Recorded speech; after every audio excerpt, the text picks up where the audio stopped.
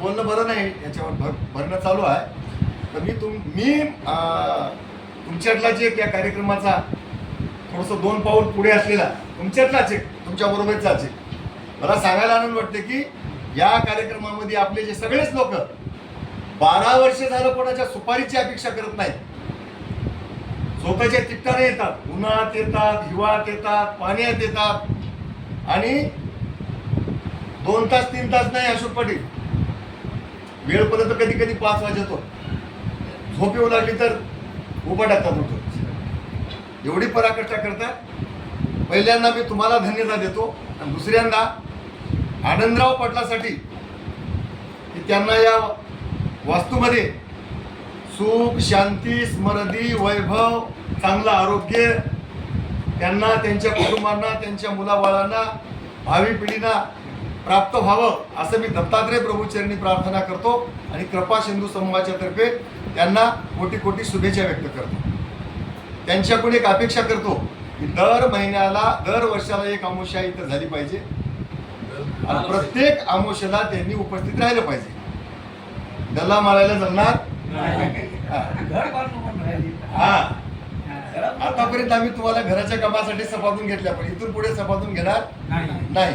दर महिन्याची अमावस्या तुम्ही डील केली पाहिजे आणि दर वर्षाला एक अमावस्या तुम्ही इथं झाली पाहिजे अशी कृपा सिंधू समूहाची तुमच्याकडून अपेक्षा आहे. तुम्हाला भरपूर शुभेच्छा आहेत, ज्यात बोलणं उचित नाही. पुन्हा एकदा तुमचे हार्दिक हार्दिक अभिनंदन करून पुढील कार्यक्रमाला प्रारंभ. सद्गुरू महाराज की जय. 48 पुढे श्री दिगंबराय नमो. ओम नमो जी सद्गुरु सदय राणा. ओम नमो सद्गुरु दुर्बळ पाळना. ओम नमो सद्गुरु पूर्ण निधाना. सकळ गुण संपन्न. माझे नाम सर्वाहुनी सार. पातके जाती साचार. देवदारुचे भूत जात निरंतर. याची वंदिते पाऊले. यदुराजाला अवधूत महाराज सार विचाराच्या 9व्या अध्यायामध्ये या 48 क्रमांकाच्या ओळीपासून यदुराजाला सांगितले की जगाच्या इतिहासामध्ये, पिंडामध्ये, ब्रह्मांडामध्ये, चारी सृष्टीमध्ये सगळ्यात सारातलं सार काय असं तर माझं नाव आहे. माझ्या नामा इतकं श्रेष्ठ नाम दुसरं कोणाचं नाही. कोणाला सांगाले हे सगळ्यात ध्यानात ठेवा. यदुराजाला सांगाले.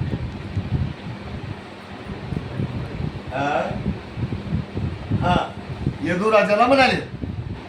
अजून सांगायले की माझं नाम जिथं आहे, माझ्या नामाचा प्रयोग जिथं होते त्या ठिकाणी दैवता त्याचे पावलं वंदन करतात म्हणाले. माझं नाम जिथं आहे असं म्हणाले. पाच्या माझ्या नामाचा जो कोणी अधिकारी असेल, माझा नामाचा कोणी प्रयोग करीत असेल, हा साचार असलेलं माझं नाम जर कोणी आपल्या मुखामध्ये घेत असेल तर त्या जीवात्म्याचे, त्या साधकाचे, त्या भाग्यवान जीवाचे दैवता चरणवंदन करतात म्हणाले. बरं काय? हा, आणि भूत आणि भूताच्या जाती. आता तुम्हाला लक्षात आलं की भूत म्हणजे 5 भूत, त्या 5 भूतापासून झालेल्या, निर्माण झालेल्या जाती. जाती म्हणजे माणूस असेल, पशु असेल, प्राणी असेल, हा, हे सगळेच लोक या जन्म मरणाच्या दुःखातून बाजूला पडण्याकरता निरंतर माझ्या नामाचा प्रयोग करतात. कोणाला सांगाले?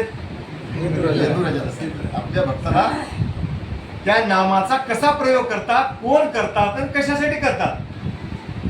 यदुराजाला म्हणा की बाबा सगळ्या नामामध्ये सार नाम जर कोणता असेल तर आता तू दुसरीकडे कोणत्या भानगडीत पडायची गरज नाही, माझंच नाम आहे. आपल्या घरच्या माणसाला सुद्धा सांगावं लागते, कळला गेलं तर.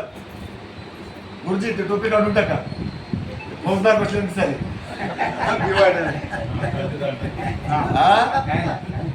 जर आपल्या माणसाचं महत्व कळला गेलं तर नाही त्याने घरच्याच माणसाला सांगावं लागते. हा, एवढ्या परिसरामध्ये मी श्रेष्ठ म्हणून घरचेच माणसं कवडीची किंमत नाही लागत काय. घरच्याच माणसाला ओळखी नाही करतात. म्हणून यदुराजाला सांगितलं की बा तुला भूल पडत, त्या वेळेला तर आपल्याला वाढवून घ्यायचं नाही. सगळ्या नामात श्रेष्ठ नाम माझा आहे. माझं नाम घेणाऱ्या भक्ताला एवढं श्रेष्ठत्व येते की दैवता त्याचे चरणवंदन करतात आणि या 84च्या दुःखामधून सुटण्याकरता भूत आणि भूतापासून उत्पन्न झालेल्या जाती, ते पशु प्राणी दानव मानव 84 लाख योनीतले जीव मुक्त होण्याकरता या दुःखातून बाहेर पडण्याकरता माझ्या नामाचा प्रयोग करतात. इतकं माझं महत्वाचं नाम आहे, तुला माहित राहावं म्हणून सांगवलं. म्हणून यदुराजाला दत्तात्रय महाराज सांगायचं काय सांगू भक्तीचा महिमा, सकळ तारीभूत जात अधमा, होते न दिसे नामाचे उपमा, सर्वाशी पडे साकडे. आता माझ्या भक्तीचा महिमा काय सांगावं म्हणायचं यदुराजाला, बरं काय माझ्या भक्तीचा महिमा काय सांगावं. तर ते भक्तीचं वर्णन करून सांगायला गेलं तर साकडे पडतात. हा तिला घ्या बरं बघ. काय सांगू भक्तीचा महिमा, सकळ तारीभूत जात आदमा, कोठे न दिसे नामाची उपमा, सर्वाशी पडे साकडे. आता हे राहिलं होतं की बाबा भक्तीचा महिमा असा आहे त्या भूतापासून जाती निर्माण झाल्यात की नाही. त्या भूतापासून जाती निर्माण झालेल्या मनुष्य योनीतले प्राणी असतील, अंडच खाणीचे असतील, जहारच खाणीचे असतील, स्वतेच खाणीचे असतील, उजवीच खाणीचे असतील. किडा मुंग्याचा सुद्धा आदम शब्द वापरला तिथं. आदम कोणाला म्हणाव, अपराध्याला. अपराधी कोणाला म्हणाव, गुन्हेगाराला. गुन्हेगार कोणाला म्हणाव, दोषाला. दोषी कोणाला म्हणाव, पाप्याला. आणि हे सगळेच लक्षणे ज्याच्यापाशी हातात त्याला आदम म्हणाव, त्याला आदम पापी म्हणाव. पापी शब्दाला नाही तिथं. समर्थाची कराव चाकरी, चाकराची फिकर समर्थ करी, विश्वास नाही जयाची अंतरी, त्याचे आदम पापी म्हणाव म्हणले. आदम कोणाला म्हणाव, तर पाप्याला म्हणाव. ह्याही लोकांचा उदार होते म्हणले. आदमाहून आदम म्हणले दादू शब्द आहे तिथे घ्या. तो शब्द कसा आहे, आदमाहून आदम, पाप्याहून पापी. पाप्याचे 4 प्रकार आहेत.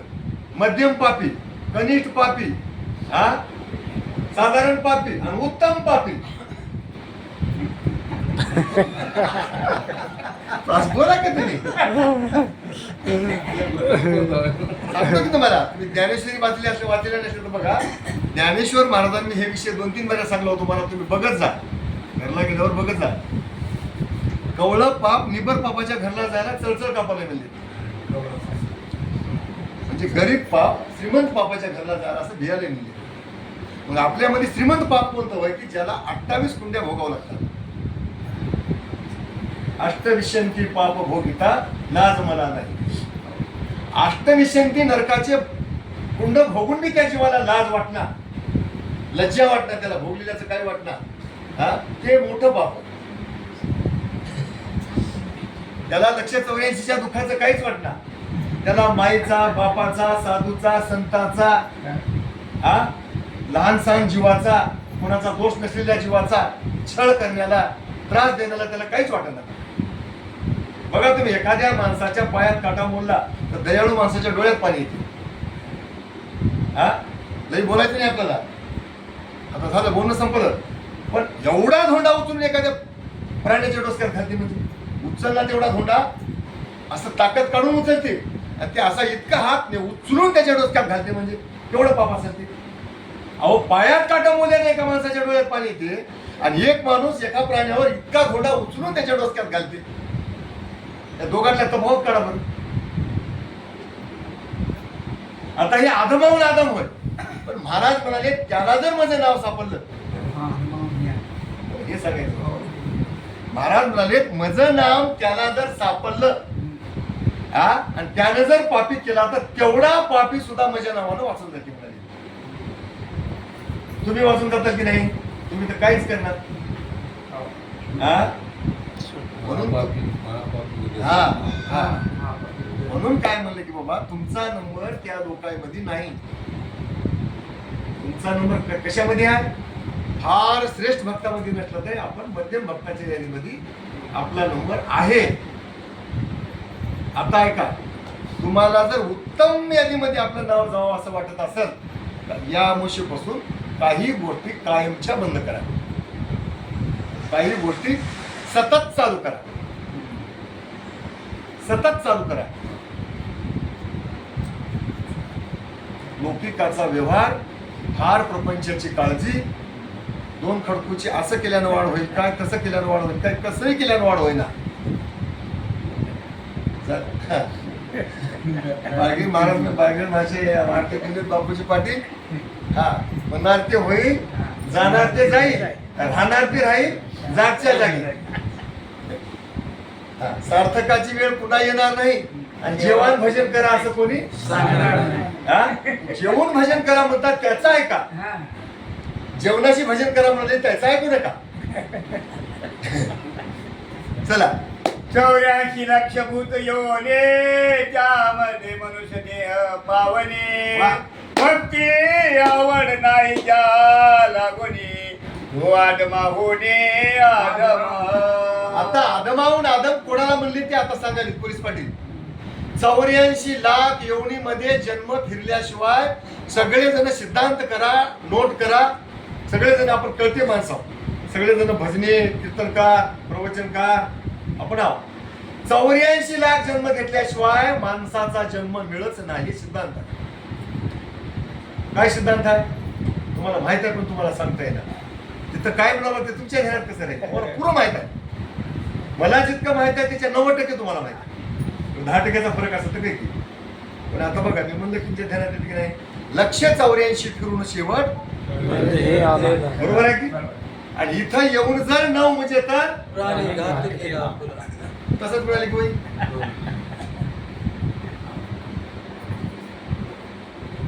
84 लाख योनी जन्म घेऊन माणसाच्या जन्माला आल्यावर 84 लाख योनीमध्ये काय काय दुःखाच्या यातना भोगल्या त्याची जाणीव न ठेवता माणसाच्या जन्माला येऊन विषयाचे भोग, षडरिपूचे भोग, षडविकाराचे भोग, चतुर्विध कर्माचे भोग, सप्तावरणाचे भोग, 8वा पाश, 16 संस्काराचे भोग, इतकं वजन डोसक्यावर लावून घेतले तर त्याला आत्महून आदम म्हणावं की पुण्यवंत म्हणावं. विचार करायचे आहे आपल्याला, त्याला आदमाहून आदम म्हणावं की पुण्यवंत म्हणावं. अरे बाबा, हे जे एवढी यादी सांगितली की नाही तुम्हाला, 4 कर्म, 3 ताप, 3 दोष, सप्तावरण, 8वा पास, 6 विकार, 6 रिपू आणि 16 संस्कार, हे माणसाला 184 प्राप्त करून देण्याची यंत्रणा होय. उद्धाराच्या वाटेवरून बाजूला घेऊन जाणारी यंत्रणा होय. आणि माणसाच्या जन्माला येऊन एवढं भांडून आपण जतन केलं म्हणजे आपण कसे असा, याच्यातलं काही सोडून गेले नाही.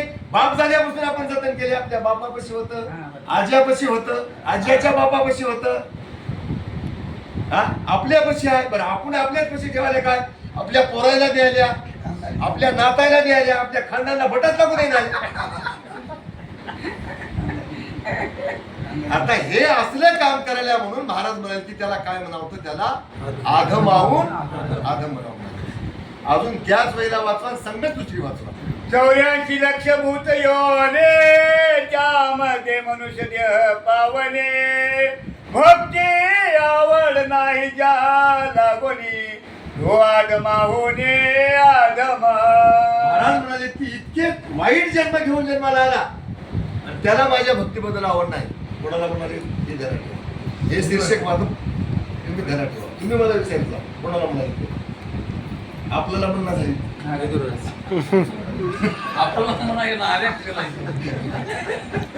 हे म्हणाले तर बाबा यदुराजाला म्हणाले की 84 लाख जन्म घेऊन माणसाच्या जन्माला आल्यावर माझ्या भक्तीनं एवढ्या दुःखाचा ऱ्हास होते, एवढ्या दुःखाची जळून राख होते आणि एवढ्या दुःखाची जळून राख करून त्याला मुक्त होते. नाही नाही, कैवल्याचा अधिकारी होते, अनंत ब्रह्मांडाचा मालक होते.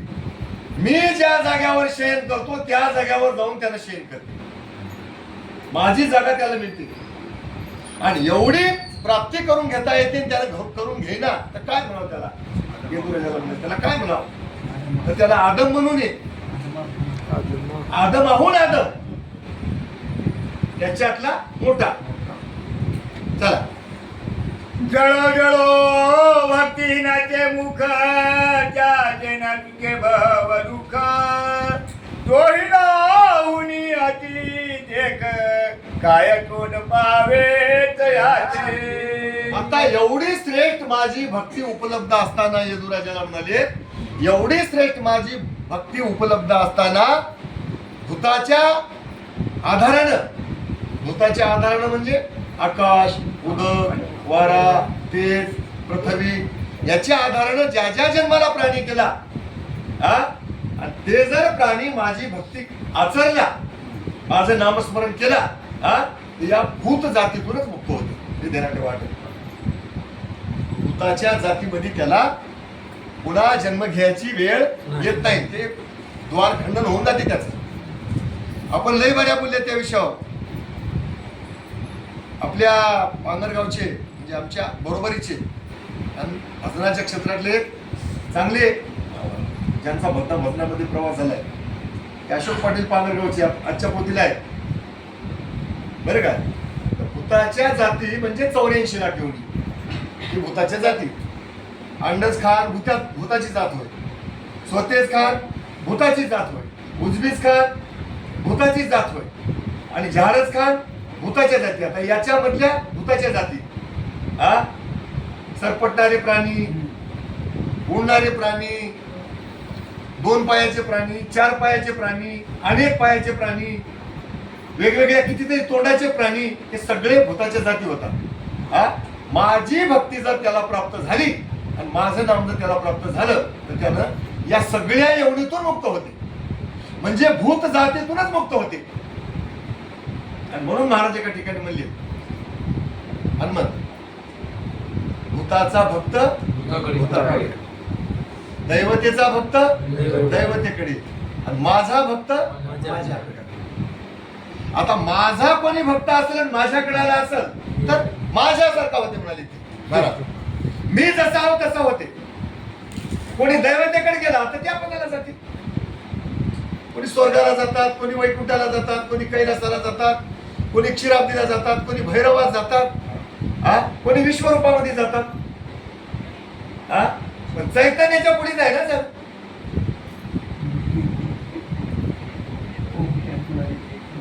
चैतन्याच्या पुढे जाईना का जाईना? तर तिथं गेट आहे, त्या गेट मधून वरी जाणार आपल्याला परवानगीच नाही. चैतन्याशी इच्छा झाली अहम ब्रह्म. तिने काय केले? विश्वरूपाला निर्माण केले. विश्वरूप काय केले? एक अंड उभारिले, अंड्याखाली एक माया, मूळ वेद अशी न कळे. 8वा अध्याय काढून बघा. आता नाही बोलायचं ना. विश्वरूपाची धाकटी बहीण मिळले खालचा पाळू जात्याचा, आणि विश्वरूपाची मोठी बहीण होते चैतन्य, वरून फिरवायला जातं. आणि या 2 बाळूच्या मधामध्ये जेवढे आहेत त्या 4 खाली 84 लाख घेऊन त्याचा वाल आहे भरडा.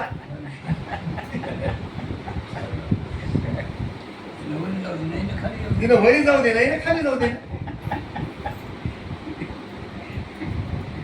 खाल्लं जातं फिरेना म्हणून हनुमान प्रॅक्टिकल करू बघा. तुम्ही घरला गेल्यावर प्रॅक्टिकल करू बघा. खालचं जातं फिरेना म्हणून भाग्यवान लोकांना फुट्याकडे जाता येते. दोन्ही बाळू फिरल्यावरती नाही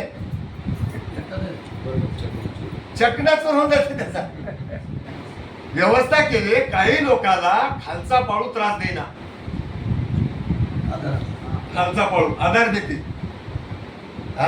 अजून तुम्हाला सांगू की मनाला मी कधीच सांगणार, कधीच बोलणार. ती उक्तीता सांदी पडते की नाही, पात्रड म्हणा, वडर म्हणा, अशा बारीक बारीक सांदी पडते मध्ये त्या जात्याला त्या सांदीतला जाणार जाते फुट्याकडे. माणसानं काय करावं? या 84 लाख योनीमधून निष्ठेण्याकरता परमार्थाच्या वाटा कोणत्या होतात ते बघा.